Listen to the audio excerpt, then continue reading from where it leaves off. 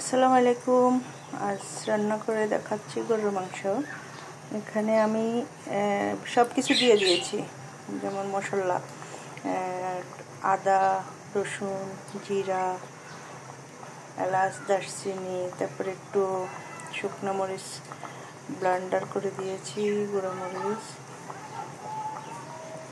তারপরে তেল, পেঁয়াজ বাটা, পেঁয়াজ কুচানো সব কিছু দিয়ে বসাই দিয়েছি। এখন আমি গরুর মাংস রান্না করে দেখাবো আপনাদেরকে।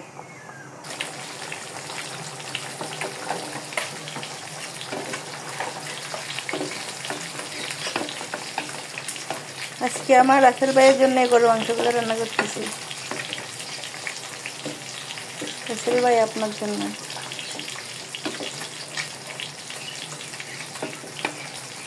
কালারটা সেই আসছে না?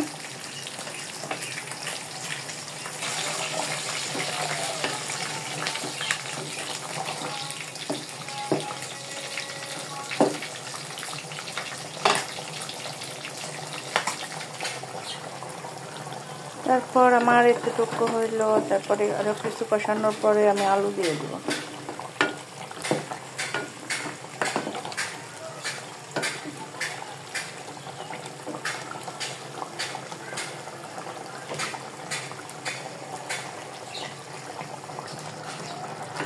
হয়ে আসছি কিছু।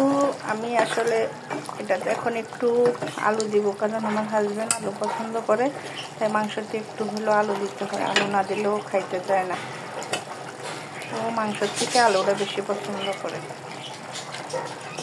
আমিও খাই, কিন্তু আমার বাচ্চারা খায় না আলু।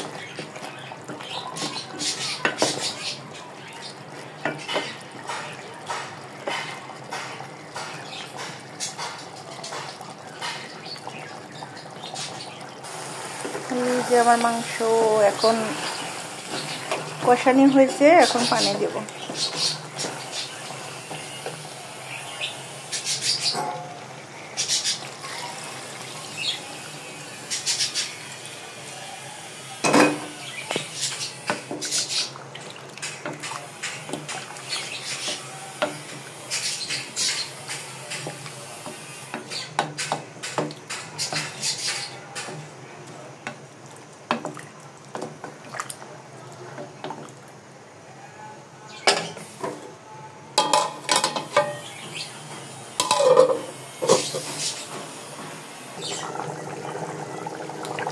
হয়ে গেছে আমার মাংস রান্না।